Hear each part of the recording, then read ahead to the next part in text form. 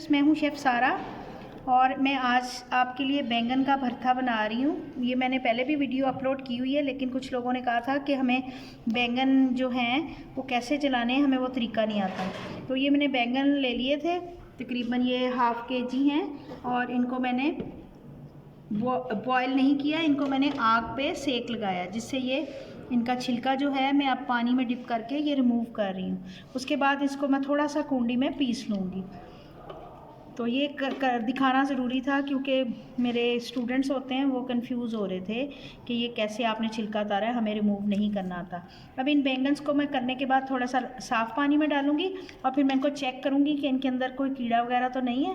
तो इससे हमें पता चलेगा, क्योंकि बैंगन अक्सर ख़राब होते हैं।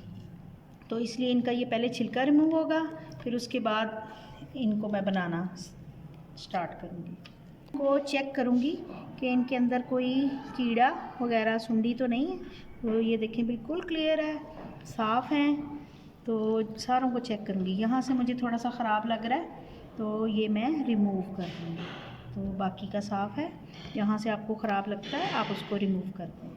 तो ये बहुत मज़े के बनते हैं, लेकिन आप पहले चेक कर लिया करें कि कहीं से कोई ख़राब तो नहीं है, सुराख तो नहीं है। इसमें अगर सुराख होगा तो इसका मतलब है इसके अंदर कीड़ा है। ये देखिए बिल्कुल क्लियर है, साफ़ है। तो जिसमें था वो मैंने रिमूव कर दिया हुआ।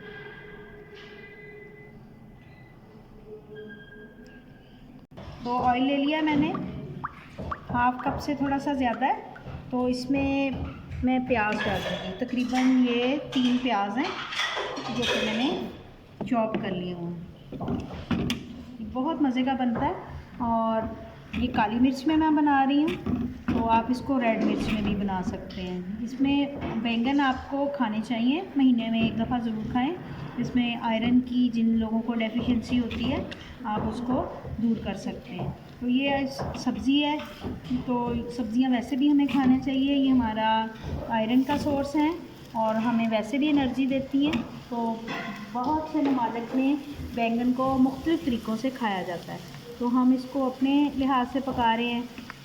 इसके अलावा इसके बैंगन के पकौड़े बहुत अच्छे बनते हैं, आलू बैंगन बहुत अच्छे बनते हैं, और बैंगन चिकन में गोश्त में भी बहुत अच्छे बनते हैं, और बहुत सारी कॉन्टिनेंटल चीज़ों में भी बैंगन का पेस्ट डाला जाता है।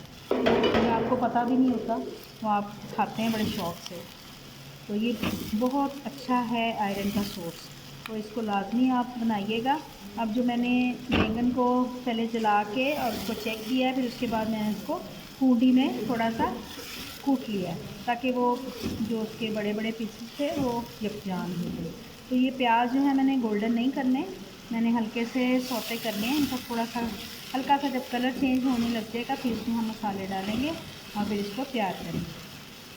इसमें मैं बिल्कुल थोड़ा सा लहसुन अदरक का पेस्ट डाल रही हूँ। आप ना भी डालें तो कोई मसला नहीं है, लेकिन थोड़ा सा अच्छी खुशबू आ जाएगी।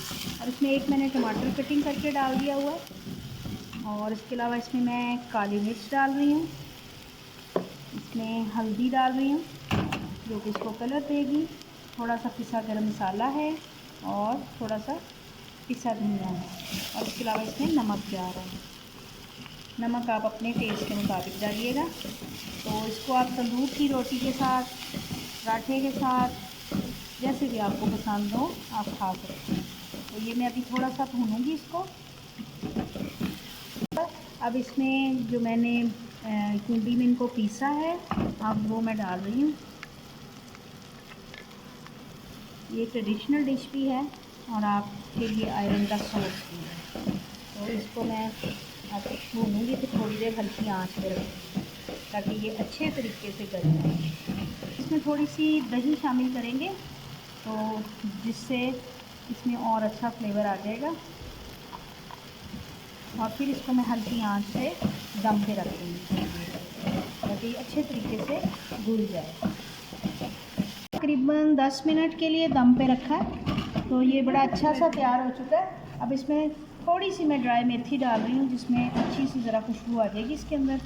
तो आप इसको स्किप भी कर सकते हैं। तो उम्मीद है कि ये रेसिपी आपको झटपट रेसिपी बहुत अच्छी लगेगी। आप इसको लाजमी ट्राई करेंगे। मिलते हैं अगली रेसिपी के साथ। अल्लाह हाफ़िज़।